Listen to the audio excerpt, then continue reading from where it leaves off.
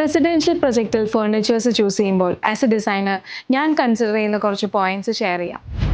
Always measure your space. നിങ്ങൾ furniture choose ചെയ്യുന്ന ആ സ്ഥലത്തിൻ്റെ മെഷർമെൻറ്റ്സ് പൂർണ്ണമായിട്ട് എടുക്കുക. അതിലെ ഹോൾവേസും ഡോർസിൻ്റെ മെഷർമെൻറ്റ്സും കമ്പൽസറി ആയിട്ടും എടുക്കേണ്ടതാണ്.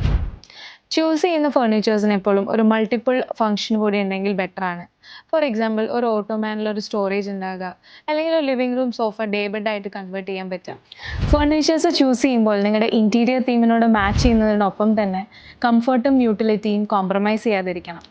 ഒരു ഇൻറ്റീരിയർ സ്പേസിൽ മാക്സിമം ഫർണിച്ചർ ഫില്ല് ചെയ്യുന്നതല്ല ഡിസൈൻ. എപ്പോഴും മേജർ ഫർണിച്ചേഴ്സിന് ചുറ്റും ഒരു ബ്രീത്തബിൾ സ്പേസ് വിടുന്നതാണ് ബെറ്റർ. മേജർ ഫർണിച്ചേഴ്സായ sofa, dining set, bedroom set ഒക്കെ വാങ്ങുമ്പോൾ എപ്പോഴും ക്വാളിറ്റിയും ഒരുപാട് ലാസ്റ്റ് ചെയ്യുന്നതുമായിട്ടുള്ള ഫർണിച്ചർ ചൂസ് ചെയ്യുക. അതുപോലെ ആക്സന്റ് പീസസ് വാങ്ങുമ്പോൾ ബഡ്ജറ്റ് ഫ്രണ്ട്ലി ഓപ്ഷൻ ചൂസ് ചെയ്യാം.